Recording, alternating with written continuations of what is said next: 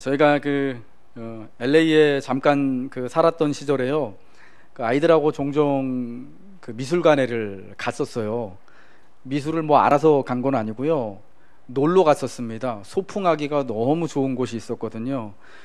UCLA 대학교 캠퍼스 옆에 맞은편에 바라보고 있는 곳에 산타모니카 해변이 이렇게 쫙 내려다 보이는 절벽이 있는데 그 위에 게티 센터라는 굉장히 큰 미술관이 있습니다. 폴 게티라는 미국 석유 재벌이 자기가 기부해가지고 만든 그런 미술관이거든요.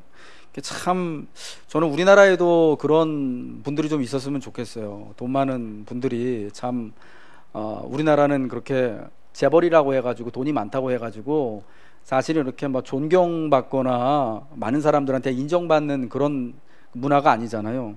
그런데 미국이나 유럽 같은 경우에는 그런 참 돈 많이 가지고 계신 분들이 기부를 굉장히 많이 하거든요. 그 게티 센터라는 미술관도 폴 게티라는 미국 석유 재벌이 자기가 가지고 있는 돈을 이렇게 기부해 가지고 굉장히 큰 미술관을 정말 근사하게 만들었어요. 그래서 그 미술관 위에 올라가면은 LA의 아름다운 산타모니카 해변이 쫙 바다와 함께 보이고 LA 전경이 한눈에 쫙 돌아 보입니다. 뿐만 아니라 세계적인 그런 미술 작품들이 그 안에 있거든요.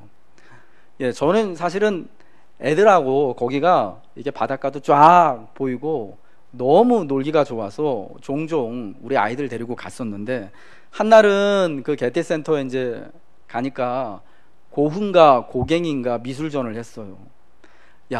우리가 그래도 고등학교 때 학교 다니면서 고후가 고훈지 고갱인지 제가 자세히는 모르겠는데 이 사람이 굉장히 유명한 사람이라는 걸 알고 있잖아요. 이런 건 우리가 좀 봐줘야 된다. 그래서 애들을 데리고 전시실로 딱 들어갔습니다. 굉장히 많은 룸에서 고훈가 고갱인가 전시를 하고 있는데 아는 게 있어야지 애들한테 설명을 해주죠. 애들도 따분하고 저도 따분하고 그저 하는 말이라고는 제가 이 사람이 굉장히 유명한 사람이야. 교과서에 나와. 나중에 이제 학교에서 배울 거야. 그리고 이 그림이 엄청 비싼 거야 라고 이야기를 했습니다.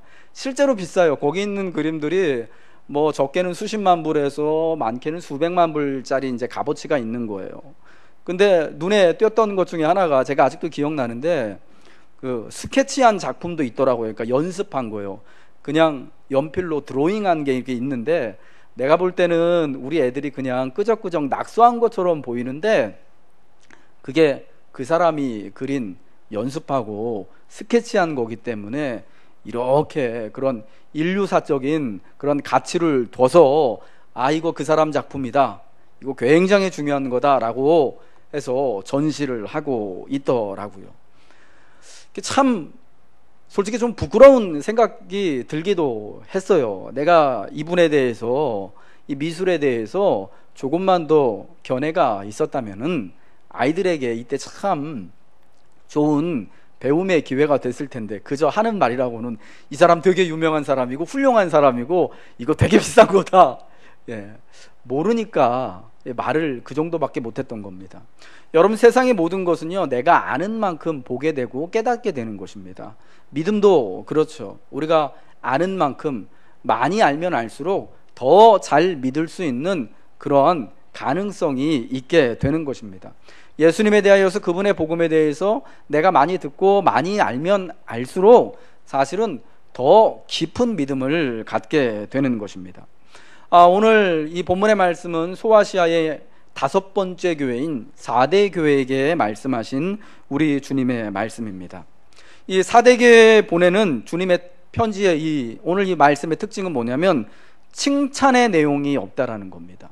7개 교회에 말씀하시면서 아주 정형화된 그러한 법칙이 있다고 말씀드렸잖아요. 먼저 칭찬하시고 그 다음에 책망을 하시고 그 다음에 주께서 이렇게 책망의 내용을 이런 식으로 이렇게 이겨내라 하는 약속의 말씀을 주신다고요. 그런데 이 7개 교회 중에 이 4대 교회 그리고 마지막 7번째 교회인 라오디게아 교회는 칭찬은 없이 책망만 받은 교회였고요. 또 반대로 책망할 건 없이 칭찬만 받은 교회도 있었습니다. 그 교회는 어디냐면은 2번째 교회인 서머나 교회, 그리고 이제 우리가 다음 주에 볼 6번째 교회인 빌라델비아 교회가 그랬다라는 것입니다. 예수님께서 이 4대 교회를 책망하신 내용은요, 크게 두 가지로 볼 수가 있습니다. 우리 한번 본문 성경 말씀 1절 2절 말씀을 같이 한번 보도록 하겠습니다. 계시록 3장 1절 2절입니다. 여러분 성경을 참조해 주시고요. 같이 읽겠습니다. 시작. 4대 교회의 사자에게 편지하라. 하나님의 7영과 7뼈를 가지신 이가 이르시되 내가 내 행위를 아노니 내가 살았다 하는 이름은 가졌으나 죽은 자로다. 너는 일깨어 그 남은 바 죽게 된 것을 굳건하게 알아.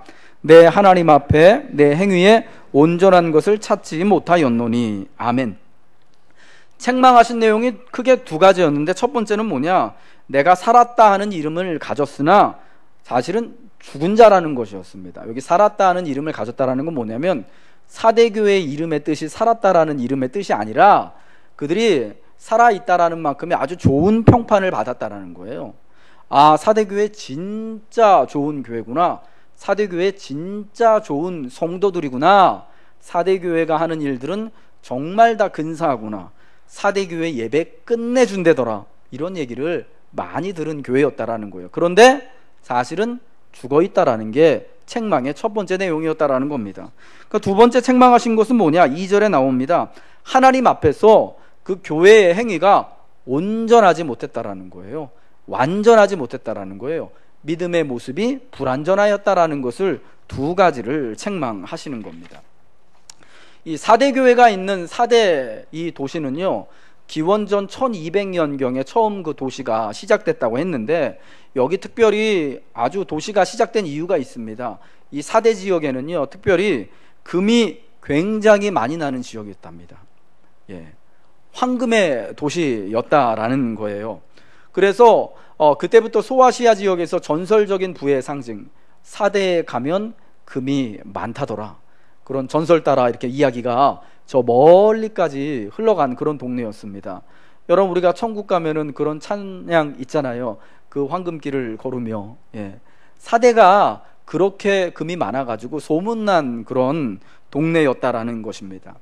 여러분, 그런 금이 많이 나는 곳이기 때문에 일찍부터 많은 나라가 굉장히 갖고 싶어 하는 그런 도시였고, 저기 가서 살고 싶은 그런 곳이었습니다. 그래서 주전 546년에 페르시아 제국의 고레스 왕, 이 성경에 나오는 인물이죠. 바벨론 포로로 사로잡혀갔던 하나님의 백성들을 70년 만에 다시금 그 고향 땅으로 돌려보내도록 명령한 사람이 고레스 왕인데, 그 고레스 왕이 이 도시를 점령하고 나서부터, 그리고 로마의 아우구스투스 황제가 또 이 도시를 후에 또 통치를 하는데, 그 페르시아 시대 그리고 로마 아우구스투스 황제 시대를 거치면서 굉장히 국제적인 도시, 그리고 그들이 가지고 있는 금 때문에 매우 활력이 넘치는 매력적인 도시가 되었던 것입니다.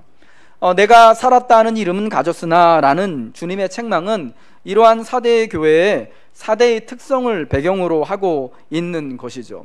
이 동네가 금이 많아서 부유하였고 넉넉한 곳이었고 활기차 있었기 때문에 사실은 어느 도시국가에서나 4대를 칭송하고 참 이렇게 좋아하는, 여러분, 그러한 형편이었었는데, 사실은 그러지 않았다. 겉모습은 살아있는 것 같이 이렇게 활력도 넘치고 부유하고 넉넉하고 좋은 동네, 좋은 교회처럼 보이지만 실상은 그렇지 않다라는 것입니다. 아마도 4대 교회 안에도요, 우리가 지난주에 본 두아디라 교회에 여러분 거짓 여자 선지자 이세벨의 교훈을 받아들인 사람들이 있었다고 했잖아요.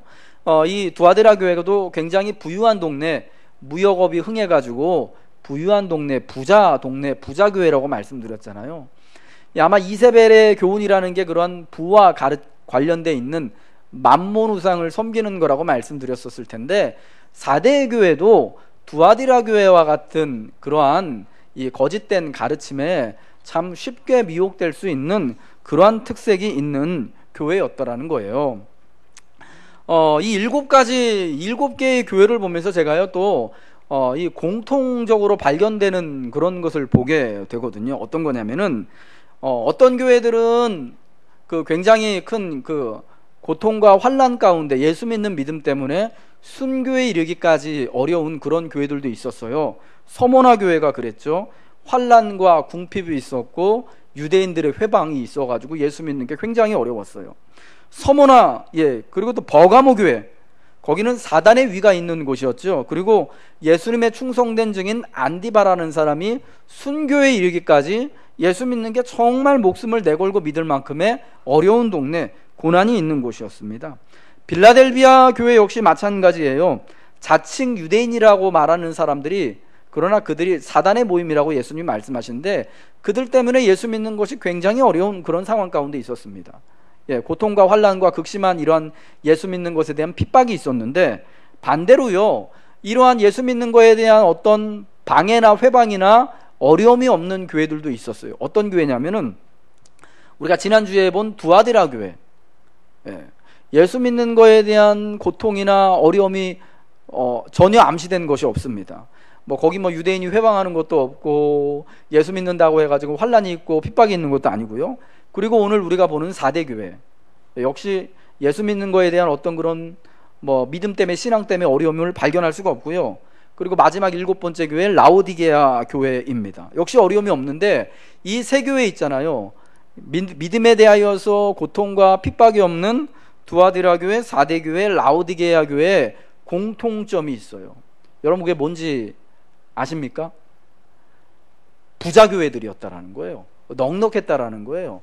두아디라 교회 역시 넉넉한 교회였고 무역으로 인하여서, 4대 교회는 또 넘쳐나는 그 지역의 금으로 인하여서 역시 부유한 동네, 부유한 성도들, 부유한 교회였고, 라오디게아 교회 역시 자기가 스스로 나는 부한자다, 부자다라고 말할 정도로 굉장히 다 부유한 교회들이었다라는 겁니다. 여러분 이런 면에서 본다면 우리가 참 헷갈리는 게 있어요. 고난받는 교회라고, 고통받는 교회라고, 심지어 예수 믿는 것 때문에 죽음에 이르는 교회라고, 저게 꼭 나쁜 것만은 아니네. 돈 많고 부유한 교회라고 해서 저게 좋은 교회만은 꼭 아닌 것 같다라는 그런 이 생각이 들게 된다라는 겁니다. 여러분 어떤 교회가 건강한 교회고 어떤 교회가 더 좋은 교회인 것처럼 생각되십니까? 물론 이 계시록에 나오는 7교회 모두가요 다 주님께는 귀한 교회예요.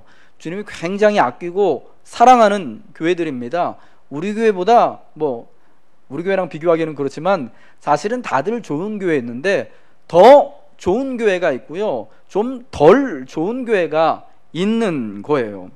우리 시대의 관점으로 보면은요, 이 고난이 없는 교회가 좋은 교회 아니겠습니까? 늘 교회가 평안하고 시험거리 없고 싸우는 일 없고 외부로부터 예수 믿는다고 시비 당하는 일 없고, 그리고 교인들 다 넉넉하게 살아서 교회도 재정 풍족해서 가난한 교회도 잘 구제하고 또 전도의 일도 열심히 할 수 있고, 교회에서 이런 일을 한다 그러면은 또 불편해하지 않고 이렇게 여유롭게 척척 이렇게 헌금할 수 있는 그런 교우들이 많은 교회가 여러분 좋은 교회라고, 우리가 저런 교회 진짜 괜찮은 교회다, 좋은 교회는 아닐지라도 괜찮은 교회다 라고 여러분 우리가 오늘 그렇게 생각하지 않습니까?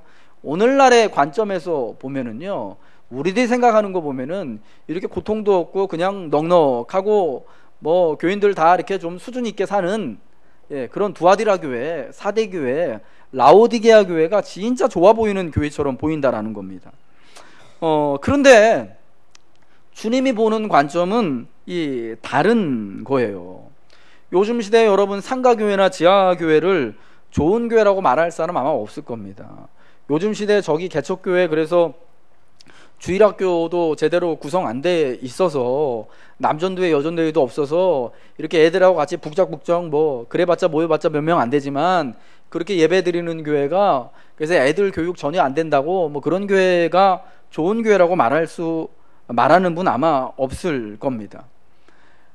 이러한 우리식의 관점으로 본다면 분명히 성경에 나오는 그 고난이 있고 가난하고 궁핍하고 어려운 서머나 교회나 이 빌라델비아 교회 같은 교회들은요 썩 좋은 교회가 아니에요. 저 교회 가면 괜히 고생만 하고 힘들다, 좀 피해가자 싶은, 목회자들도 별로 가고 싶지 않은, 부임하고 싶지 않은 교회가 사실은 서머나 교회나 빌라델비아 교회 같은 교회예요. 그런데 여러분, 주님이 볼 때는 오히려 이런 교회들이 비록 가난하고 어려움이 있지만 그런 교회들이 좋은 교회라는 겁니다. 주님이 볼 때는 비록 사람도 많고 뭐 건물도 뭐 이렇게 화려하고 교회 재정도 넉넉하고 부유한 사람이 많은 이 서머나, 이 두아디라 교회나 이 4대 교회 같은 교회들 별로 썩 좋아 보이지 않는 교회가 될 수도 있다라는 것입니다. 여러분, 부유한 교회는요, 관광지가 될 가능성이 굉장히 높습니다. 왜냐면요, 교회가 넉넉해서 이제 좋은 곳에 사람이 많이 다니고 많이 모일 만한 곳에다가 큰 부지를 받아가지고 교회 빌딩을 화려하게 세우고 주차장 동시에 막 서울에서 막 50대씩 100대씩 할 수 있는 곳에 교회를 여러분 딱 세웠다고 생각해 보십시오. 여러분 참 좋겠지요. 그럼 여러분 그 교회가 관광지 되는 거예요. 야, 저 교회 건물 이번에 새로 져가지고 진짜 예쁘다 그러더라. 한번 가보자. 저 교회 크리스마스 트리 이번에 새로 진짜 막 진짜 근사하게 했다 그러더라. 거기 교통편도 좋고 차대기도 너무 수월해. 한번 가보자. 그게 여러분 관광지 되는 거예요. 여러분, 관광지 같이 되어버린 교회는요, 사실은 좋은 교회가 아니고 건강한 교회가 아닙니다. 캘리포니아 오렌지 카운티에 크리스탈 처치라는 교회가 있습니다. 우리에게는 수정교회로 알려져 있죠. 그래서 이 교회가 교회 건물을 전부 다 이렇게 유리로 굉장히 아름답게 지었어요. 그래서 유명세를 타게 됐습니다. 물론 거기서 이제 목회하시는 목사님이 로버트 슐러 목사라고 미국에서 그 번영신학의 1인자라고요. 우리나라 조윤기 목사님 스승 정도 뻘 되는 그런 분인데, 그냥 이 교회는요, 그 세워질 때부터 그냥 관광지였어요. 그래서 LA에 관광 가시는 분들, 특별히 목사님들, 교인들이 LA 방문하면 꼭 가는 곳이 그 수정교회입니다. 주일날 저기 가서 예배 드리자. 혹은 주일날 스케줄이 안 맞아서 주일날이 아니더라도 평일날 가서 교회 이렇게 둘러보고요. 거기 앞에서 사진 찍고 또 가면 또 볼 게 되게 많거든요. 가서 여기저기 막 구경하고 오면은 거기가 꼭 진짜 무슨 진짜 관광지인 거예요. 그래서 교회 평일날 가보면요, 아니면 주일날도 그렇죠, 카메라 들고 그냥 왔다 갔다 그냥 관광 온 사람이 사실은 훨씬 많은 그런 교회예요.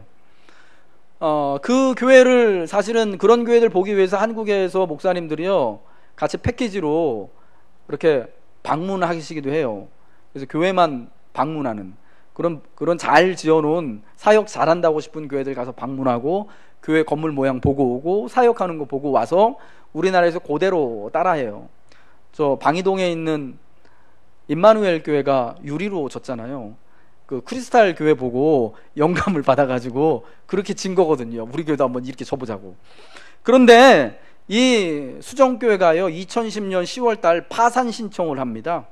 그리고 이듬해 11년 11월에 그 오렌지 카운티에 있는 천주교 오렌지 카운티 교구의 건물이요 매각당해요.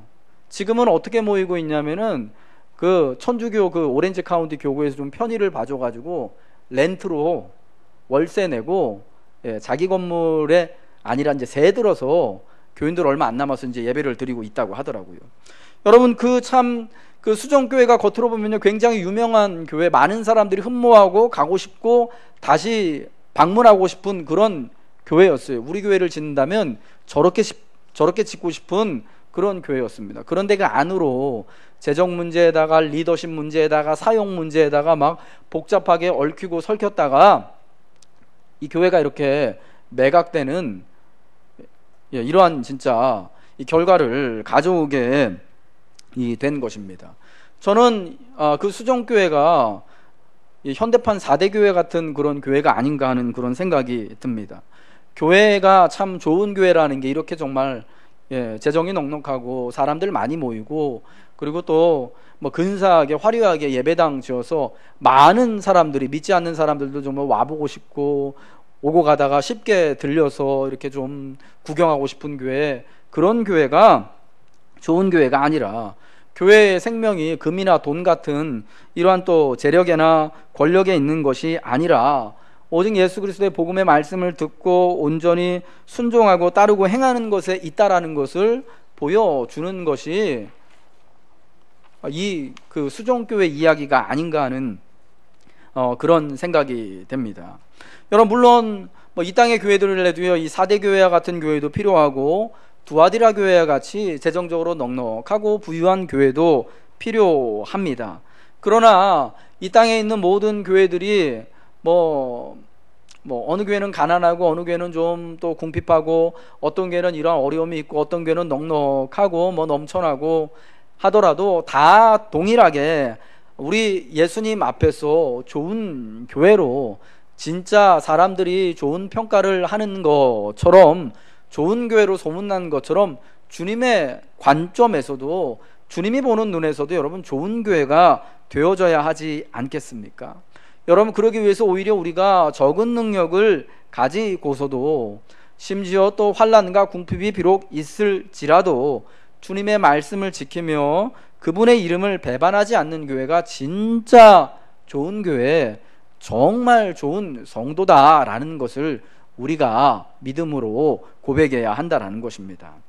여러분, 이 4대 교회에게 예수님은요, 이제 그 죽음의 자리에서, 잠들어 있는 자리에서 깨어날 것을 말씀하십니다. 3절 말씀이죠. 함께 읽겠습니다. 시작. 그러므로 내가 어떻게 받았으며 어떻게 들었는지 생각하고 지켜 회개하라. 만일 일깨지 아니하면 내가 도둑같이 이르리니 어느 때에 내게 이르는지 내가 알지 못하리라.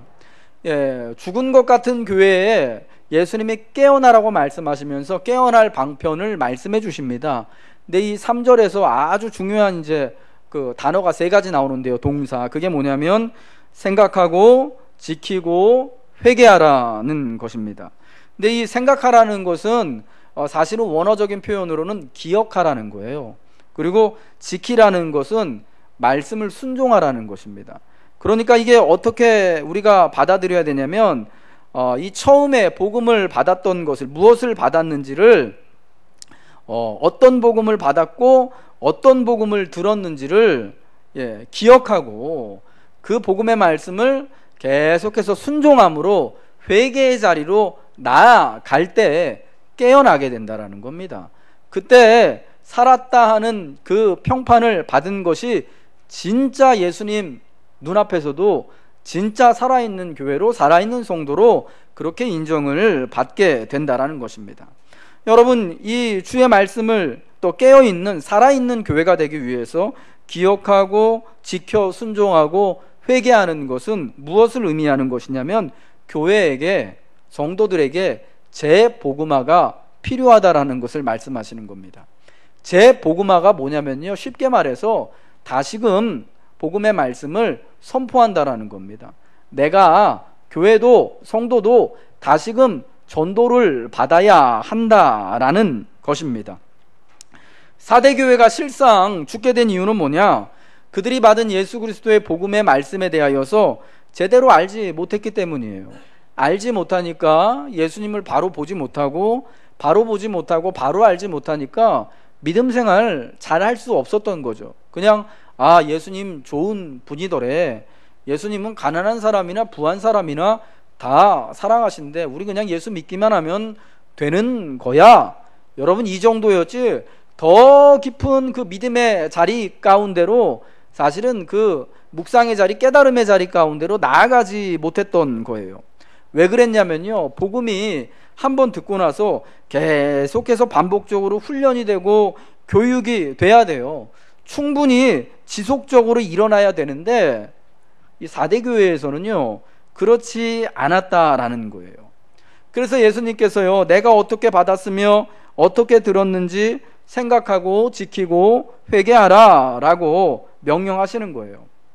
여러분, 대부분의 사람들이 회심할 때 그 회심, 그리고 대부분의 사람들의 믿음의 장성함은 한 번의 복음을 듣는 것으로 일어나지가 않아요. 장시간에 걸쳐서요, 여러 번에 걸쳐서 다양한 복음의 증거를 듣게 되고 그 복음을 내가 몸소 경험하고 깨달을 때 회심이 계속해서 일어나는 것이고요, 충만한 믿음의 상태까지 나아가게 되는 거예요. 여러분, 믿음은 과정이에요. 예. 그냥 어느 날 내가 한번 딱 믿어지고 믿었다라고 해서 거기서 끝나는 게 아니라 믿음은 계속해서 믿어지는 과정, 길 위에 있는 거예요. 많은 이야기들이요, 매듭지어지지 않고 현재 진행형이라는 것입니다. 그래서 복음은 우리 교회 안에서 이미 내가 여러 차례 들은 말씀이지만 다 알고 있는 것처럼 보이지만 지속적으로 선포하고 배워야 하는 것입니다. 여러분, 교회에서 전도를 계속해서 하고 우리가 함께 전도해야 할 이유가 여기에 있는 것입니다. 예.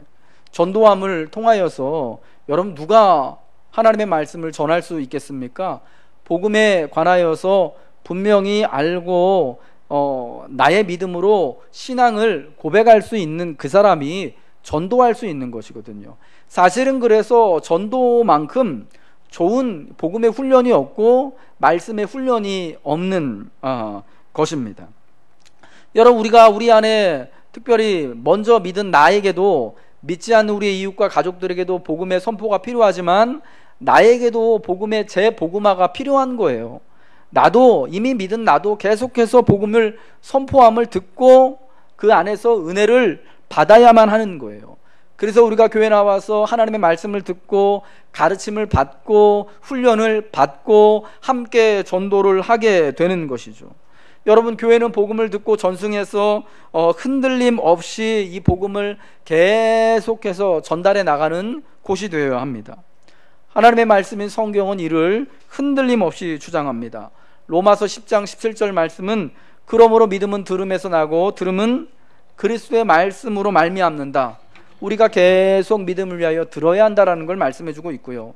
고린도전서 15장 3절 말씀에서는요, 내가 받은 것을 먼저 너희에게 전하였노니 라고 말씀해주고 있습니다. 내가 먼저 성경의 말씀을, 복음의 말씀을 받고 그것을 내가 받고 끝나는 것이 아니라 다시금 믿지 않았던 너희들에게, 고린도 교회 교인들에게, 사대교회 교인들에게, 오늘 우리 녹원교회 교인들에게 이렇게 전하였다. 여러분, 받고 전하는 과정을 통하여서 계속해서 복음이 강하게 역사하고 믿음의 전승, 믿음이 계속해서 이 진행되어지는 과정을 맛보게 된다라는 것입니다. 그러므로 여러분, 우리가 하나님의 말씀이 우리 안에 다시금 선포되어지고 다시금 들려져야 할 필요성이 있다라는 것을 꼭 기억하시길 바랍니다. 그래서 하나님의 말씀을 듣기를, 내가 이미 알고 있는 내용이지만 그럼에도 불구하고 더 깊은 복음의 은혜 가운데로 나아가기 위해서 가르침을 받고 훈련받고 그리고 전도하기를 힘쓰시길 주님의 이름으로 부탁드립니다.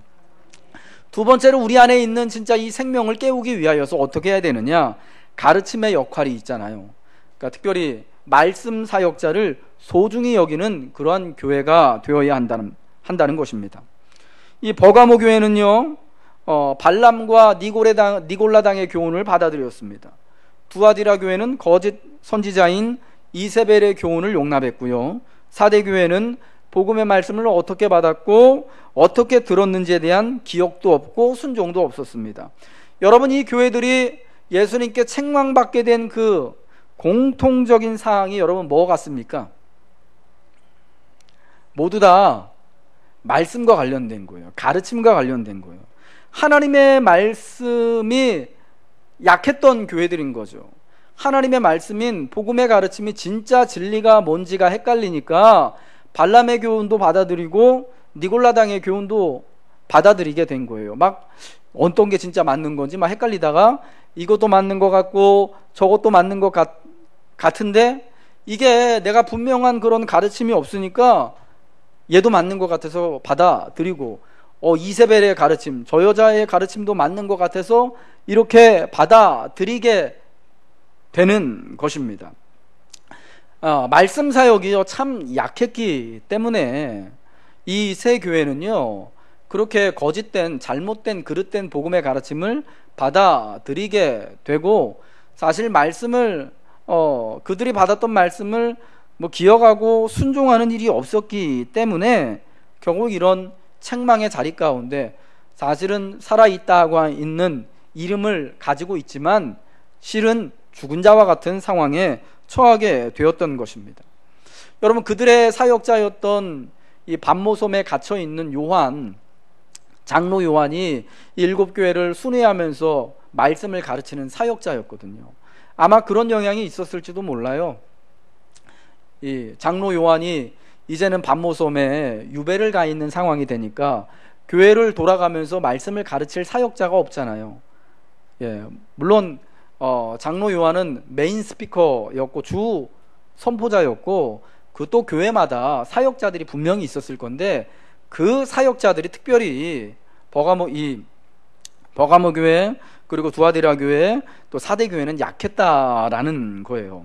여러분, 교회는 무엇보다도요, 말씀과 예수 그리스도의 복음을 바로 듣고 바로 알고 바로 이해하고 분명히 전달하고 가르칠 수 있는 능력이 교회 안에 있어야 돼요. 여러분, 그러려면 먼저 누가 능력이 있어야 할까요? 그들의 목회자, 교회에 말씀을 가르치고 훈련시키는 설교자, 메인 스피커가 사실은 그 수준 있는 사람이 수준 있는 사역자가 되어줘야 한다라는 것입니다. 목회자의 수준이 곧 교회 수준이 되고 그 성도들의 말씀의 수준이 되는 거거든요. 언제나 좋은 교회들은요, 말씀이 경건한 목회자, 설교자를 두고 있는 교회들이에요. 그래서 교회가 목회자를 위해서, 설교자를 위해서 기도해야 하는 이유가 여기에 있어요.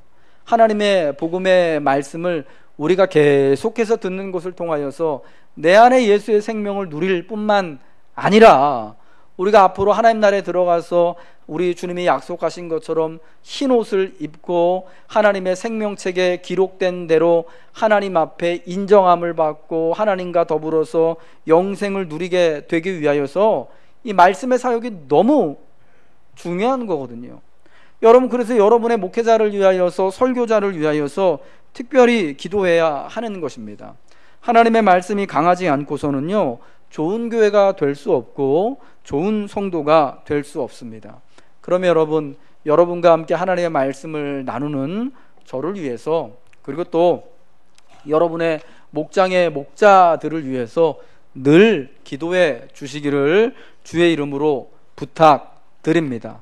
그래서 정말 우리 교회가 말씀이 강한 이 교회가 되어져서 예배 때마다 정말 은혜로운 말씀이 선포되어지고 또 목장 모임 할 때마다 참 말씀 묵상한 것들이 이렇게 서로 이렇게 나누는 가운데 진짜 다양한 하나님의 은혜와 위로가 서로에게 격려되어지는 그런 교회가 되기를 우리가 꿈꾸어야 할 줄로 믿습니다.